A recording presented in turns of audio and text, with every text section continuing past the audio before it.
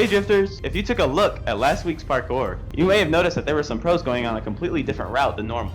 And that's because they were taking the pro route, which includes tassying and chain carving, which in this video I'm going to be covering exactly how to perform those tasks step by step. The first step to learning how to chain carve is full circles on the ceiling.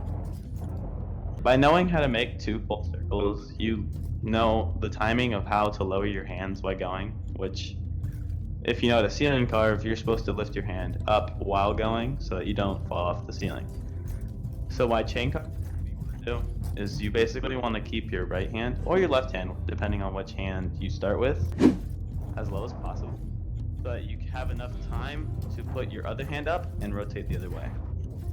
When chain carving, with your first hand, you want to start the initiated carve before you hit the ceiling, and then once you want to switch, you basically take your other hand off the same time you touch it with the other hand and start spinning the exact opposite way, so that it initiates the carve with the left hand instead of just dropping you off then and there.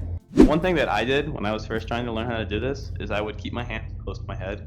I like to keep my arms as wide as possible and my arms fully extended when I do it, unless you don't have enough room to do that. That really helps at lower and having enough time to switch between your hands. The best place to learn how to tassy has to be this big wall right here in the parkour gym or the master gym.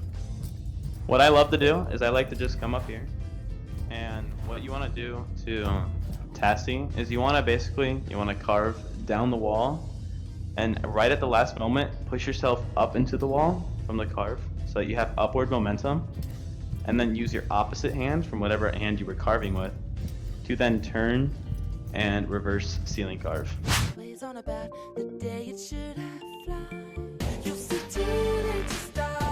When tassying, you really want to make sure that you take it as slow as possible when trying to learn. If you're trying to go in it fast, you will not get it unless you're like a fast learner or whatever.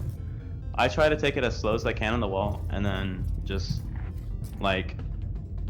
learn step by step on how to do it. So instead of trying to wall carve straight into it, I'll just sit on the edge of the boosters and then like a half carve up into the ceiling, and then I'll ceiling carve from there and then do it step by step until I put it all together and then learn how to do it. If you found this helpful or if you have any questions, leave a comment down below and we'll try and help you as best as we can. Make sure to subscribe. We're trying to just help you guys out, you know?